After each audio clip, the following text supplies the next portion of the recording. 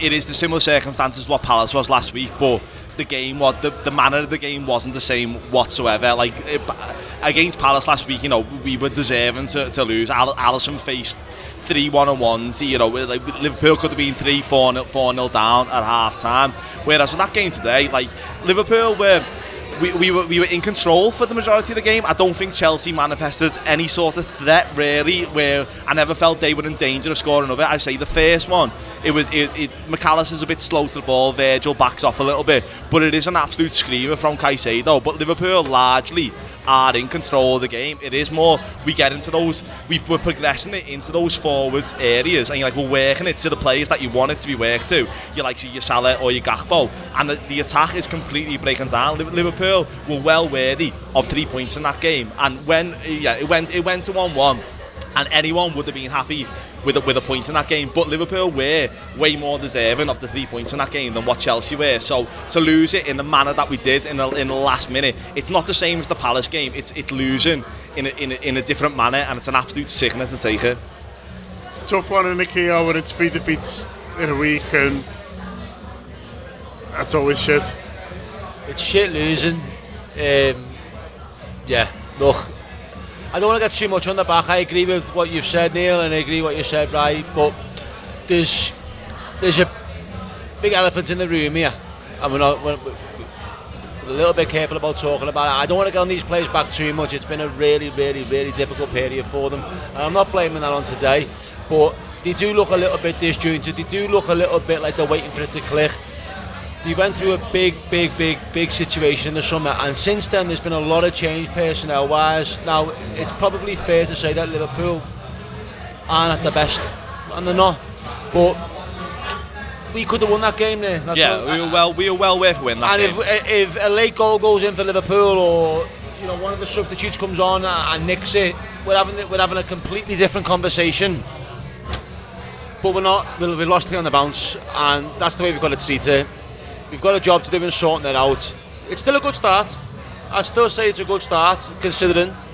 But no one wants to lose 3 games on the bounce. And the big thing is, the players that we brought in, we're not getting the best out of, are we? I mean, we've seen Isak on the pitch today, and he wasn't getting a lot of the ball. I know he's not fit.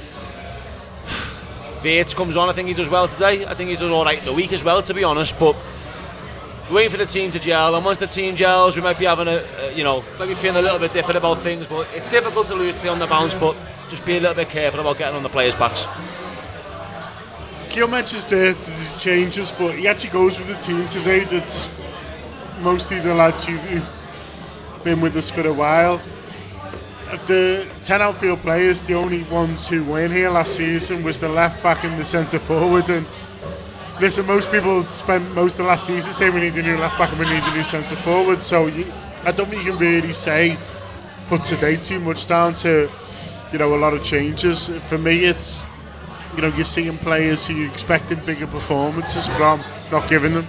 Yeah, I mean, I was surprised not to see Robertson start. Yeah. I have been a bit confused by the way the manager's used Robertson so far this season. Obviously, he takes the vice captaincy in the summer. There was talk of him moving on at one point, Atletico Madrid being interested. I was really pleased that Robertson stayed at the club, and I expected him to see more minutes and to see more starts, especially when the last 2 games Kerkez has played in both of them. He's very poor at the end against Palace before their winning goal, where he puts the ball out when he could just clear it. Today, I thought, I don't think Kerkez is particularly the problem in the first half, but he can't find a pass. There's no connection between him and Gakpo, but they've not really had the chance yet to build one up. And in an attack, Isak, we know because of the way that he went nuclear at Newcastle in the summer and didn't play for all those weeks, he obviously isn't as sharp as he should be. Yeah. Salah creates a wonderful chance for him. He should do better. He should get over that with a header. Yeah, I think so with the header as well. I think so. But then, I mean, whether or not it was wholly intentional, I don't know. It's Berbatov-esque. Do you reckon it was? I think it was. I'm convinced it was intentional. I think he knows the space that he's going to control. I think he means it because otherwise he'd be desperate to get the ball as it drops, and he almost chase it, does he? And Gakpo knows the space to attack as well. Exactly. I think that's a worked on movement. But for me, as much today, it's the chopping and changing as the game goes on.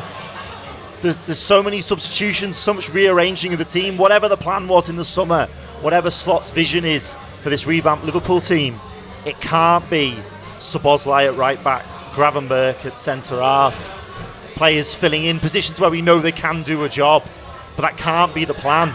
You know, Frimpong's on the bench. His recruitment at the moment, his level of fitness, again, we don't know. There's questions we can't answer, but I'm scratching my head as to why we brought in a new right back and the right back sitting on the bench. And the midfielder, I think, of the three today was the most impressive and the most present in the game. Szoboszlai is going to right back.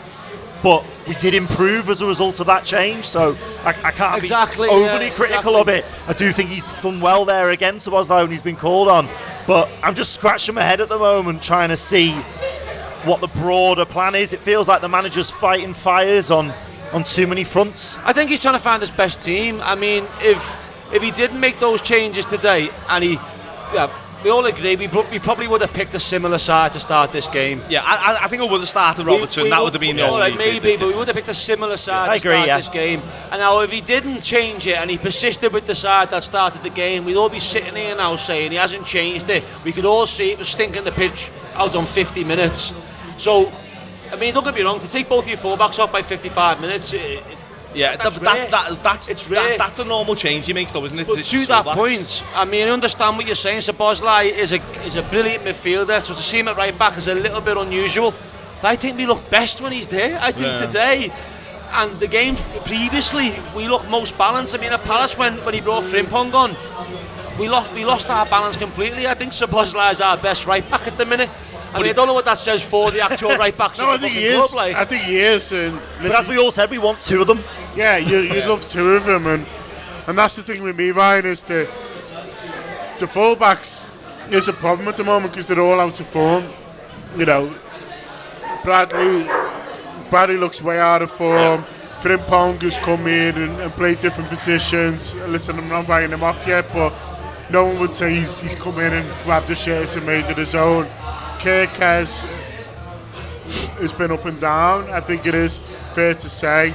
And Robertson, I keep going back to people were crucifying Robertson last season, so the idea that he's the solution, well, he was the problem last season, so people need to remember that. And then so Szoboszlai goes back there, I think he does fine, but you know, if he does well, he does better than fine, but he is a stopgap, and we need to find our way out of stopgap, especially when we look better with him in midfield.